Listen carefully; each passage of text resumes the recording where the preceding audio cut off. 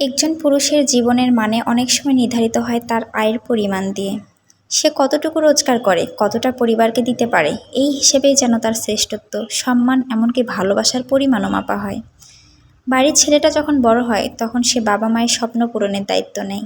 বিয়ের পর স্ত্রীর নিরাপত্তা, সন্তানের ভবিষ্যৎ সব কিছুর ভার একা নিজের কাঁধে টেনে নেয়। দিনের পর দিন, রাতের পর রাত কেটে যায় নিজের ইচ্ছেগুলোকে গলা টিপে মারতে মারতেই।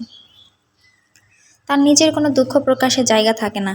চোখে জল আসলে বলা হয়, পুরুষ হয়ে কাঁদছো কেন? ভেঙে পড়লে বলে, দুর্বল পুরুষের সমাজে জায়গা নেই।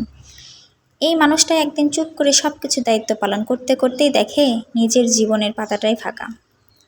যেখানে শুধু অন্যদের দাবি ছিল কিন্তু নিজের নামে লেখা ছিল না কিছুই।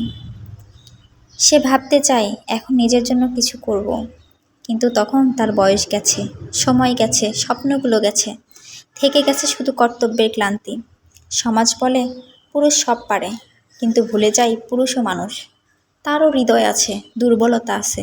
সে কেবল টাকার যন্ত্র নয়, সেও একটু প্রশ্রয়, একটু স্বীকৃতি, একটু ভালোবাসা চায়। হয়তো সবাই নয়, তবুও অনেক পুরুষও এই নিঃশব্দ যুদ্ধে প্রতিনিয়তই হেরে যায়। আর তার হার মানা দেখে না কেউ, কারণ সে তো পুরুষ।